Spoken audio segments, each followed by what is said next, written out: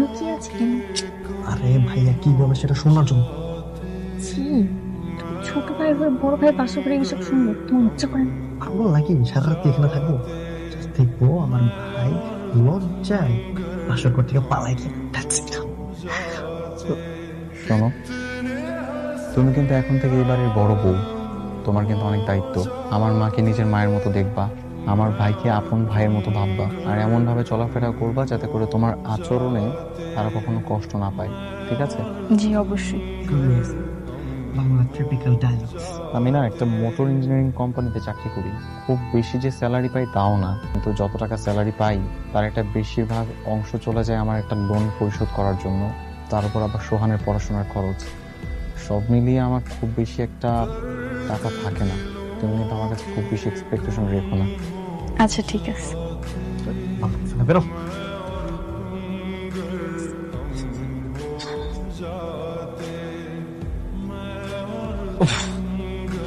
কি ডায়লগ দিতেছিলি, আমার তো ঘুমে ধরে গেছে। কি রে, তোরা দুজন আমার রুমে খাটের নিচে কি করতেছিস? আমি বলছি ভাইয়া, ওর ধারণা ছিল আপনি আপুর সঙ্গে সারা রাত এই সাংসারিক আলাপই করবেন, তাই প্রমাণ দিতে আমাকে নিয়ে এসেছে। আমি বাবা প্রমাণ পেয়ে গেছি। ভাইয়া শোন, আজকে না তোদের বাসর রাত। এই সাংসারিক আলাপ সারা জীবন করতে পারবি। আর আজকের দিনটা অন্তত একটু রোম্যান্স কর তোরা। এখন কি এগুলো তোর কাছ থেকে আমাকে শিখতে হবে? বেরো রুম থেকে। দেবর বাবু আপনি যান, আপনার ভাইকে আমি দেখতেছি, আমি তো আছি নাকি। অল দ্য বেস্ট ভাবি, আপনাদের সাংসারিক জীবন সুখের হোক। চলো চলো চলো। আরে রিয়াদ ভাই, আপনি আজকে অফিসে নতুন বিবাহিত পুরুষ ভাবিকে একা রেখে অফিসে চলে আসলেন? কি করব বলেন ভাই, সংসার তো সামলাইতে হবে নাকি? ভাই কংগ্রেচুলেশন। থ্যাংক ইউ ভাই। আমি যতটুকু জানি আপনার তো লোনের প্রেশারটা এখনো চলতেছে, এর মধ্যে নতুন বিবাহ করলেন, আর আপনি ছোট ভাই পড়াশোনাটাও চলতেছে, একা সংসারটা চালাতে পারবেন? সোহানের তো গ্র্যাজুয়েশন শেষ হতে আর মাত্র 1 বছর বাকি, আর ও তো স্টুডেন্ট ভালো। ওর গ্র্যাজুয়েশনটা শেষ হয়ে গেলে দুই ভাই একসাথে সংসারটা সামলাই নিব, সব ঠিক হয়ে যাবে। রিয়াদ ভাই, আপনি কি নিজের জন্য কিছু ভাববেন না?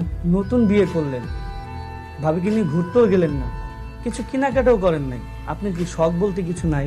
মাথার উপর তো বাবা নামক ছায়াটা নাই, আর আমি তো পরিবারের বড় ছেলে। পরিবারের বড় ছেলেদের এত সকাল্লাত থাকতে হয় না, সবটাই বিলাসিতা। Excuse me. জি বলেন। রিয়াদ সাহেব নেই? না, রিয়াদ ভাই তো বাড়িতে নেই। আপনি বলেন, আমাকে সমস্যা নেই। না, শুনলাম বাড়িটা বিক্রি করবেন, তাই দেখতে আসছিলাম। কে বলেছে বাড়ি বিক্রি করবো? আপনাদের তো অনেক টাকা লোন নেওয়া আছে, সুদের পরিমাণও এত বাড়ছে যে আপনারা দিতে পারছেন না। সুতরাং ব্যাংক তো নিলামে উঠাবে আপনাদের বাড়ি, তার চেয়ে ভালো বিক্রি করে দিন। আমাদের সমস্যা আমরা মেটাবো, আমরা বাড়ি বিক্রি করবো না। আপনি এখন আসতে পারেন। মা, কত টাকা লোন? 20 লক্ষ টাকা।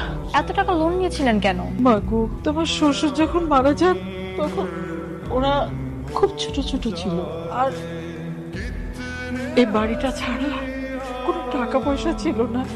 ওদের বড় করা, ওদের লেখাপড়া, এই সংসার চালানো, আমার চিকিৎসা, আমি খুব হিমশিম খাচ্ছিলাম মা। তারপর উপায় না পেয়ে ব্যাংকের কাছে বন্ধক রাখি। মা, একটা কথা বলি, তুমি বাড়িটা বিক্রি করে দাও। তুমি কি বলছো এসব? দেখো ভাবি, দুনিয়াটা না ইমোশনে চলে না, তাছাড়া লোনের অনেক টাকা বাকি। আমার পড়াশোনার খরচ, বাড়ির খরচ, ভাইয়া তো একা পারছে না, হিমশিম খাচ্ছে। সবচেয়ে ভালো হয় আমরা বাড়িটা বিক্রি করে একটা কম দামি বাসায় ভাড়া থাকি, তাহলে তো ঝামেলা শেষ, তাই না? তুমি যাও এখান থেকে। ভাবি, যাও তো। মা, আপনি ওর কথা কষ্ট পেন না, ছোট মানুষ, কি বলতে কি বলে ফেলছে।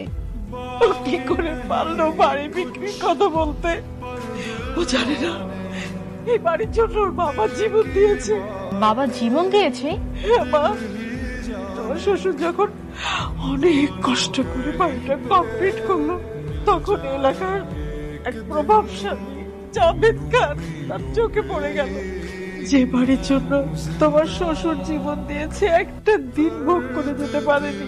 মা, মা আমার আমার ভুল হয়ে গেছে মা। আমি সিরিয়াসলি এভাবে বলতে চাইনি মা। আমাদের আমাদের 2-1 বছর সময় দাও, আমি আর ভাইয়া মিলে সব লোন পরিশোধ করে দিব মা। বাবা, আমি তো শুধু তোদের জন্য বেঁচে আছি, তোর বাবা এই বাড়ির জন্য জীবন দিয়েছে। এই বাড়িটা যেভাবে হোক তোরা রেখে দিস, আমার আর কোনো চাওয়া নেই। তোরা এই বাড়িতে হাসবি, খেলবি, ভালো থাকবি, আমি যেন দেখে মরে যেতে পারি। আপনি রিয়াদ সাহেব? জি, আমি রিয়াদ সাহেব।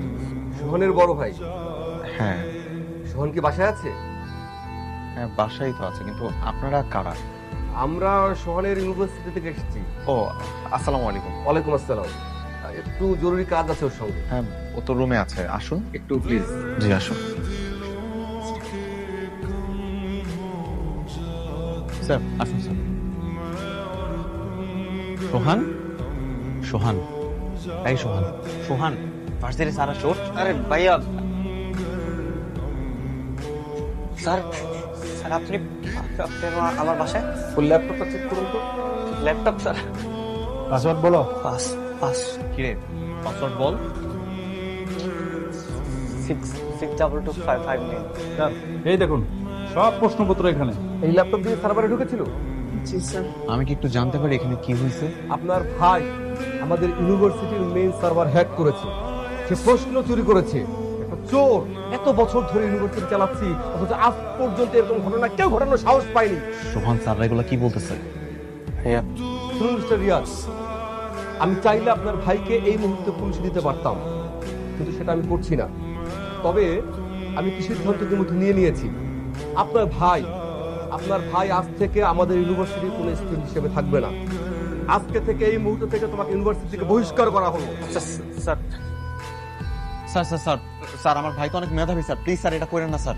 আপনার ভাই মেধাবী সেটা ঠিক আছে, কিন্তু আপনার ভাইয়ের এই মেধা আমাদের দেশের জন্য কোনো কাজে লাগবে না, বরং এই মেধা দেশ ও দশের জন্য ক্ষতিকারক। বেয়াদব একটা। রেখে দিন এটা। আসুন।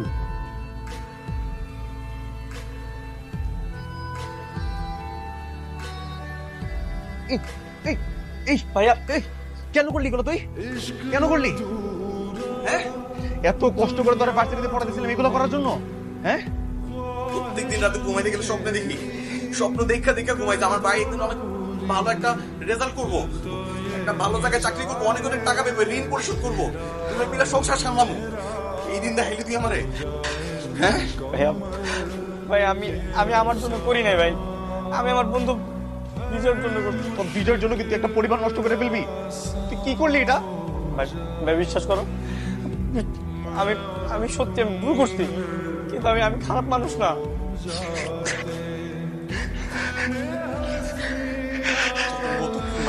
ভাই বলা ডাকবো, আমার লজ্জা লাগতেছে। শুধু শুধু তোর জন্য এত কষ্ট করছি, মা এত কষ্ট করছে এই দিন দেখার জন্য না। তোমার তো গোলাগাড়ি বেঁধে থাকা দরকার নাই। বেরো, এই বাসা থেকে বেরো, বেরো এই বাসা থেকে তুই। এই মুহূর্তে বেরো যাবে, যা।